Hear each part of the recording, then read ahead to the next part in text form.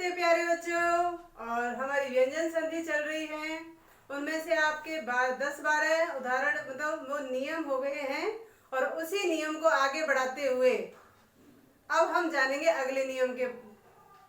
तो उससे पहले मैं आपसे पूछना चाहती हूँ, आप स्वस्थ तो है ना? क्योंकि बीमारी कुछ ज़्यादा फैल रही है, उस हिसाब से आप अपना ध्यान रखिएगा और सावधानी जरूर बरतें। मास्क लगा कर रखें। अब आप ये मत सोचना कि आपने नहीं लगा रखा, क्योंकि मैं घर में हूँ और कोई नहीं है इधर, इसलिए सेफ हूँ। घर से बाहर निकलते ही सावधानी बरतनी है आपको।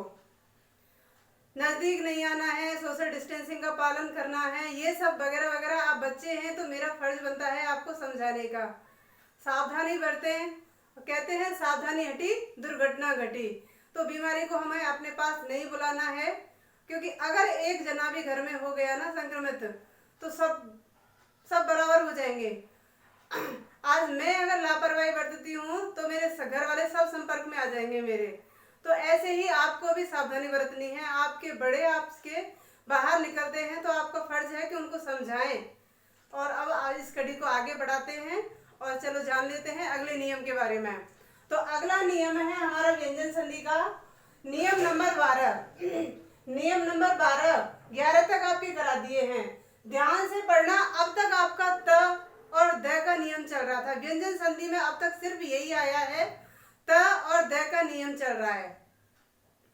जो प्लस है हमारा, उससे पहले त या द आ रहा था, उसके बाद कुछ आ रहा है तो वो बदल रहा है सब कुछ।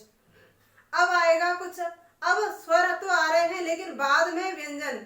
आपको यही बताया था व्यंजन संधि का नियम।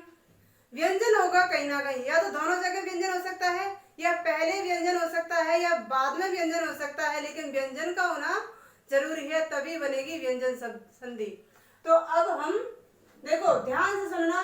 किसी भी स्वर के बाद, स्वर को समझ कर आप ये मत समझ लेना कि ये स्वर संधि है।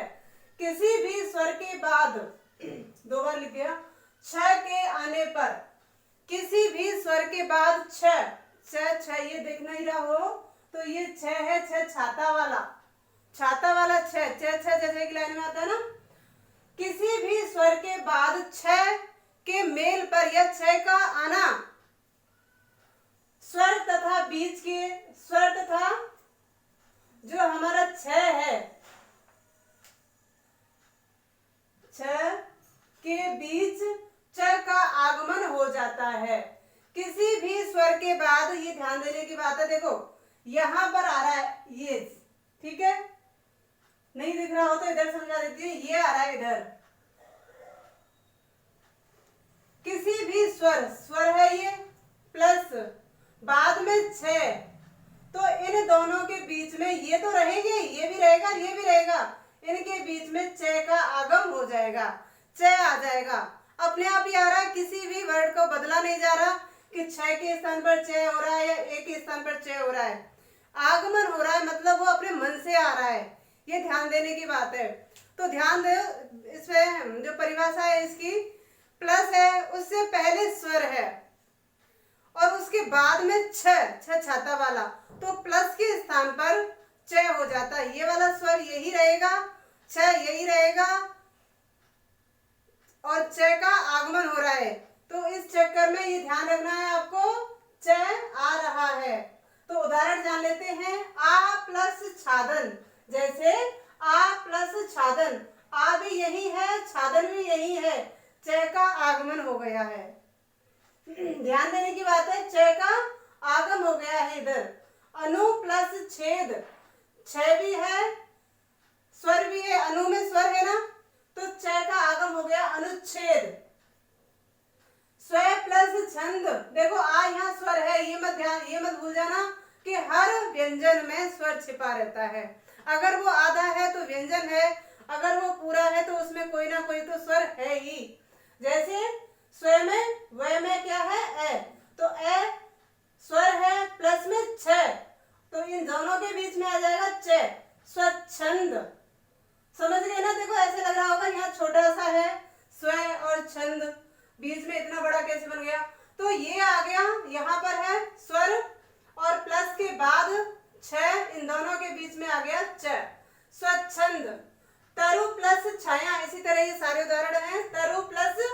छाया, तरु में उ स्वर है, छाया, बीच में छ का आगम हो गया, तरु छाया। वि प्लस छेद, विच्छेद, क्योंकि वि में ई है, छेद विच्छेद। शाला प्लस छादन, शालाच्छादन, शाला में आ है इसलिए शालाच्छादन। बहुत ही सरल सा नियम है। च का आगम हो रहा है, प्लस से पहले स्वर या स्वर आ रहे हैं और उसके बाद छ आ रहे हैं, तो इन दोनों के बीच में च का आगम हो रहा है। अगला नियम जान लेते हैं हम, नियम नंबर 13।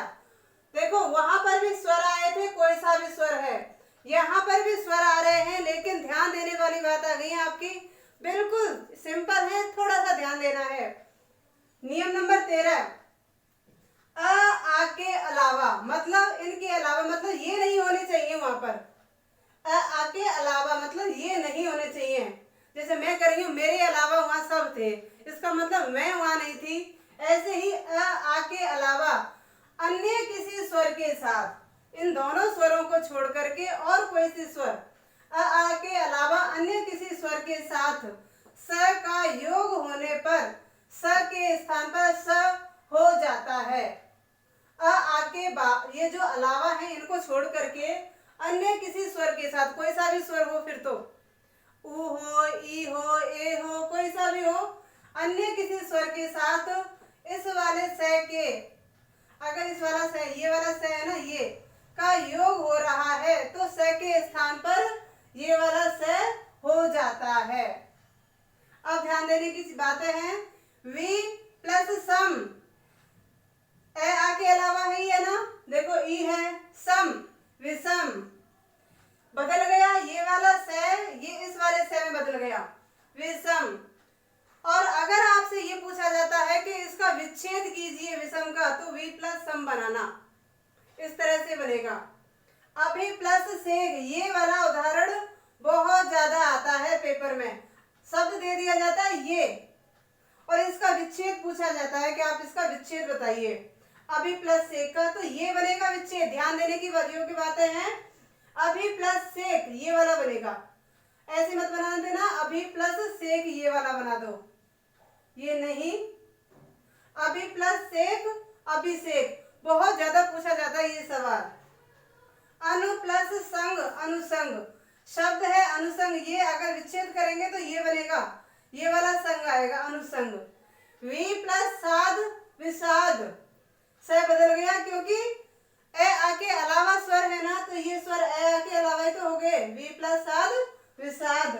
नी प्लस सेध, निषेध, ई आ गया, स का बदल गया इसमें। अभी प्लस सिक्त, अभिषिक्त, अभी प्लस सिक्त। देखो ध्यान देने की बात है, ये वही ए आ के अलावा है, से बदल रहा है सर, ये वाला। तो इस तरह से आपकी ये वाली संधि के नियम हो जाते हैं। व्यंजन संधि पूर्ण होने के कगार पर है। आपका टेस्ट लिया जाएगा छोटा सा, कि आपने अब तक कितना पढ़ा और आप कितना कर पा रहे हैं।